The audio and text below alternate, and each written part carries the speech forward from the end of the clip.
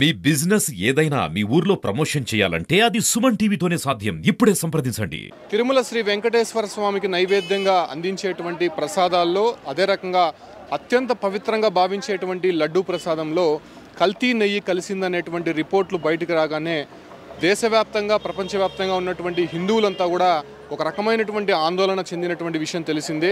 అయితే ఈ వార్త దాదాపు 3 రోజుల నుంచి కూడా చక్కర్లు కొడుతున్నటువంటి నేపథ్యంలోనే అసలు తిరుమలలో ఏం జరిగింది, నిజంగా ఏఆర్ డైరీకి సంబంధించినటువంటి ట్యాంకర్లలో జంతువుల మాంసానికి సంబంధించినటువంటి కొవ్వుతో కూడుకున్నటువంటి నెయ్యిని ఉపయోగించారా, అసలు ఆ కాంట్రాక్ట్ ఇచ్చినటువంటి నేపథ్యంలోనే ఆ ఎన్ని ట్యాంకర్లు వచ్చాయి, అసలు తిరుమలలో దాంతో ప్రసాదాలు చేశారా అనే దానిపైన కూడా కొంత ప్రశ్నార్థకంగా మారినటువంటి నేపథ్యంలోనే ఏదైనా సరే తిరుమల పవిత్రతని కొంత భంగం కలిగే విధంగా ఈ వ్యవహారాలు జరిగాయి కాబట్టి ఖచ్చితంగా శాంతి హోమం నిర్వహించాలని చెప్పి కూడా అటు టీటీడీ అర్చకులు కావచ్చు, లేదంటే ఆగమ సలహాదారులు కూడా నిన్న నిర్ణయం తీసుకున్నారు. ఆ మేరకే ఇవాళ ఉదయం దాదాపు 4 గంటల పాటు శ్రీవారి ఆలయంలో ఈ ఒక్క శాంతి హోమం అనేది నిర్వహించారు. అయితే అటు తర్వాత మాజీ టీటీడీ పాలక మండలి చైర్మన్ కరుణాకర్ రెడ్డి అంటే ఆయన హయాంలోనే ఈ ఏఆర్ డైరీకి సంబంధించినటువంటి కాంట్రాక్టు మంజూరైంది కాబట్టి సో ఆయన నేరుగా తిరుమలకు వచ్చి తాను ప్రమాణం చేస్తాను, తాను ఏ తప్పు చేయలేదు, కావాలనే ఇందులో ఇరికించే ప్రయత్నం చేస్తున్నారు, తాను తిరుమలకు వచ్చి ప్రమాణం చేయబోతాను అనేటువంటి ఒక మెసేజ్ అయితే గ్రూప్స్లో వేశారు. సో అప్పటి నుంచి కూడా పోలీసులు అలర్ట్ అయ్యారు. అంటే తిరుమలకి కరుణాకర్ రెడ్డి చేరుకోగానే ఆయన్ని మొదటగా ఉన్నటువంటి జీఎన్సీ టోల్ గేట్ కాడే పోలీసులు అడ్డుకున్నారు.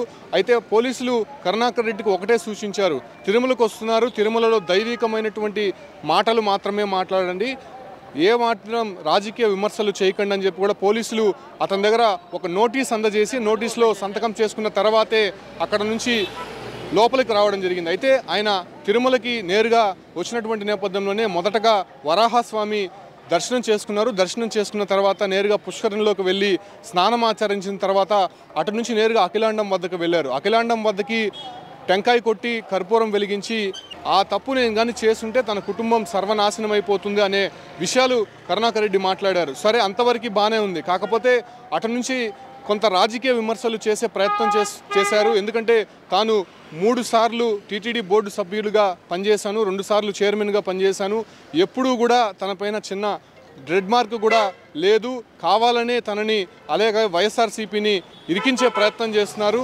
ఖచ్చితంగా వాళ్ళని శిక్షించాలి అనేటువంటి మాటలు మాట్లాడగానే పోలీసులు వెంటనే కరుణాకర్ రెడ్డిని అదుపులోకి తీసుకున్నారు.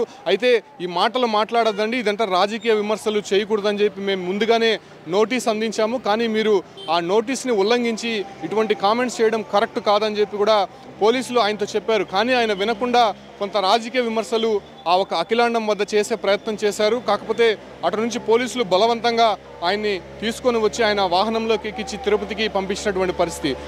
గత కొద్ది రోజులుగా నా మనస్సు కలత చెందుతోంది. నిప్పుల కొలిమిలో నిలబడినట్టుగా ఉంది. సర్వ జగత్రక్షకుడైన ఈ క్షేత్రంలో క్షుద్ర రాజకీయ మాటలు మాట్లాడటం నిషిద్ధం, అపచారం. అంతటి పవిత్ర పుణ్యక్షేత్రమైనటువంటి నీ ఆలయంలో దేవదేవ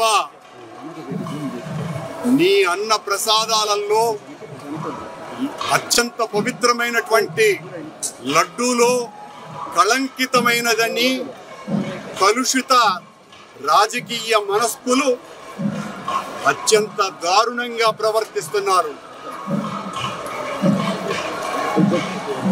వద్దంటే ఆగేది ఉండదు. నేను గాని తప్పు చేసి ఉంటే నేను నా కుటుంబము సర్వనాశనమైపోవాలని ఏటిలో నేను ఏ రకమైనటువంటి తప్పులు కలిగి ఉన్నా సర్వనాశనమైపోవాలని ఆ దేవదేవుణ్ణి సమర్పిస్తున్నా. గోవిందా ఇది ప్రభుత్వం, ఈ నిర్వాహకం. నేను ఒక్క రాజకీయ మాట కూడా మాట్లాడలేదు. నేను ఏ పరీక్షకైనా సిద్ధం. ఒక్క తప్పు చేసి ఉంటే నేటిలో నేను కలంకితమైనటువంటి పదార్థాలు కలిపి ఉంటే మా హయాంలో ఏ శిక్షకైనా సిద్ధం. గోవిందా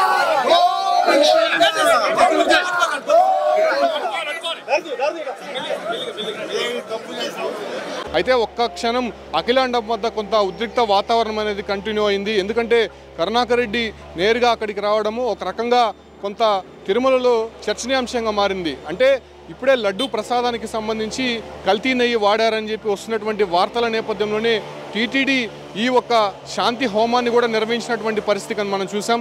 సో ఆ రకంగానే జరిగినటువంటి సమయంలోనే కరుణాకర్ రెడ్డి నేరుగా తిరుమలకి రావడము, అక్కడ నుంచి తాను ప్రమాణం చేయబోతున్నాను అనే విషయాలు కూడా చెప్పడంతో ఒకంత ముందుగానే పోలీసులు అలర్ట్ అయ్యారు. అయితే ఆయన నేరుగా అఖిలాండం వద్దకి చేరుకోగానే చేసినటువంటి రాజకీయ విమర్శలకు సంబంధించి పోలీసులు ఒకంత ఆయన పైన ఫైర్ అయ్యారు. సార్, మేము ముందుగానే మీకు ఇంటిమేషన్ చేశాము, కనీసం ఆ ఒక నోటీస్ కూడా అందించాము, దాన్ని కూడా మీరు పట్టించుకోకుండా రాజకీయ విమర్శలు చేయడం కరెక్ట్ కాదు, ఖచ్చితంగా దీన్ని వెనక్కి తీసుకోండి అనే విషయాలు మాత్రం పోలీసులు చెప్పారు. ఇక్కడ నుంచి దయచేసి వెళ్ళిపోవాలని చెప్పి కూడా ఆయనకు విజ్ఞప్తి చేసినటువంటి నేపథ్యంలోనే ఒకానొక క్షణంలో కరుణాకర్ రెడ్డి కూడా పోలీసుల పైన ఫైర్ అయ్యారు. కరుణాకర్ రెడ్డి వెంట ఎంపీ గురుమూర్తి ఉన్నారు, అదే రకంగా కరుణాకర్ రెడ్డి కుమారుడు భూమన అభినయ్ రెడ్డి కూడా ఉన్నారు. ఇలా కొంతమంది వైఎస్ఆర్సీపీకి సంబంధించినటువంటి నేతలు కూడా ఆయన వెంట ఉన్నారు. కాబట్టి సో ఆ రకంగా కరుణాకర్ రెడ్డి ఆ సమయంలో చేసినటువంటి వ్యాఖ్యలు కొంత రాజకీయంగా మారింది. కాబట్టి పోలీసులు వెంటనే అతన్ని కొంత అక్కడ నుంచి పంపించే ప్రయత్నం చేస్తారు. ఈ ఒక్క సమయంలోనే కొంత అక్కడ గందరగోళ పరిస్థితులు అయితే నెలకొంది. అటు నుంచి కరుణాకర్ రెడ్డి నేరుగా తన వాహనం ఎక్కి తిరుపతికి పయనమయ్యారు. సో ఈ ఒక్క ఓవరాల్ ఎపిసోడ్లో నిజంగా ఒక చర్చనీయాంశంగా మారుతోంది. తిరుమలకు వచ్చి ఆయన రాజకీయ విమర్శలు చేయడము, అదే రకంగానే తాను తప్పు చేసునుంటే, తన హయాంలో ఇలా జరిగి ఉంటే తన కుటుంబం సర్వనాశనం అయిపోతుంది, అలాగే నేను తప్పు చేయలేదు కాబట్టి ఇది కావాలనే రాజకీయ విమర్శలుగా తన పైన నింద మోపాలని చూస్తే అవతల వాళ్ళు ఎవరైతే ఉన్నారో వాళ్ళు సర్వనాశనం అయిపోతారు అనేటువంటి కామెంట్స్ నిజంగా కొంత హాట్ టాపిక్గా మారింది. మొత్తం మీద కరుణాకర్ రెడ్డి తిరుమల పర్యటనలో కొంత ఉద్రిక్త వాతావరణం నెలకొంది. కాబట్టి ప్రస్తుతం ఆయన తిరుపతికి పంపించే ప్రయత్నం పోలీసులు చేశారు. నేరుగా ఆయన ఇంటి వద్దకి దింపేందుకు ప్రత్యేకమైనటువంటి పోలీసు బృందాలు కూడా ఆయన వెంట వెళ్ళినటువంటి పరిస్థితి తిరుమలలో కనిపించింది. నేను గాని తప్పు చేసి ఉంటే నేను నా కుటుంబము సర్వనాశనమైపోవాలని నేను ఏ రకమైన సర్వనాశనమైపోవాలని నేను ఏ రకమైన సర్వనాశనమైపోవాలని ఆ దేవదేవుణ్ణి ప్రార్థిస్తున్నా. గోవిందా ఇది ప్రభుత్వం, ఈ నిర్వాహకం. నేను ఒక్క రాజకీయ మాట నేను ఏ పరీక్షకైనా సిద్ధం. ఒక్క తప్పు చేసి ఉంటే నేతిలో నేను కలంకితమైనటువంటి పదార్థాలు కలిపి ఉంటే మా హయాంలో ఏ శిక్షకైనా సిద్ధం.